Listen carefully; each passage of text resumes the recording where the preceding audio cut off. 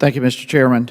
I think we've got a very great facility for the Federal Law Enforcement Training Center, but I think the TSA, frankly, is not utilizing it to the full potential, certainly not to the potential that would be helpful.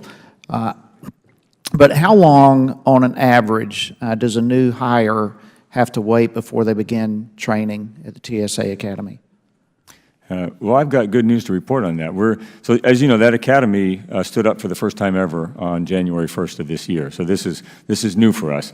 And we are pushing now 8 concurrent classes, about 200 officers a week. It takes about 4 months to onboard somebody new, and we typically bring them on board, and they have to get their security background checks and the like, and then we get them right into a training class shortly after that. So we're actually seeing the ability to move people right in, and we're scheduling. So 4 months is the average wait? It's on average 4 to 5 months, but during that time you're going through the background checks and the like to determine that they're fit for hiring. So how many? What percentage of TSO go through FLETC? Well, now it's we're doing 10%. No. Now we're putting 100% of our new hires through FLETC. It used to be the case that we trained, at various places on the job around the country. We are going to make a couple of exceptions because of the need to get some more officers out in front of the summer travel season. So we're taking the FLETC curriculum and we're doing it locally in a couple of key locations. But we are. Is that local training as effective as the FLETC training? We're using the same FLETC. I know the correct curriculum, but is it as effective? Well, from my opinion, it's not ideal. I would like to do everything. If we're building out capacity, and FLETC's been working with us to allow. How many airports have requested the authorization to utilize local training? I think I've got 2 airports right now that have asked the authorization. 2, okay. Have any been denied? What we've said is that we will do it on an as-needed basis. We aren't currently doing any local training classes because we've been working with FLETC to increase the class offerings there. So is there a clear policy to determine the as-need basis? There is a clear policy, yes, sir. Okay, could you submit that to us? Yes, sir. And let us have a copy of that. In regard to the bonuses, I'd like to go back and ask a couple of questions regarding Mr. Hogan. You're aware that the $90,000 in bonuses were broken up in increments of $10,000 each.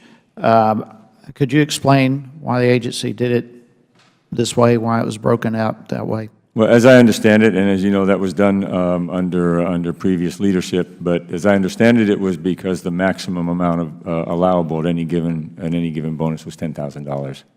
Okay. So is this some sort of scheme to give him? Well, could you explain smurfing? I'm sorry, say again? Smurfing? Smurfing? I am not familiar with the term. Okay. So if there's $90,000 broken up in $10,000 increments, is that the type of thing that would need approval from DHS?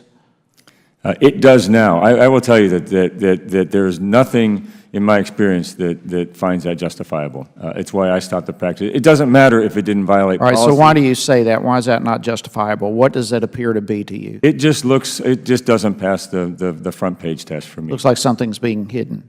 I just don't like it. I don't think it's right, and I stopped that practice. And I make sure now that all of our bonuses have to be approved at the department level, and I have severely restricted them within TSA. Mr. Roth, I'd really like to hear your comments on all of this.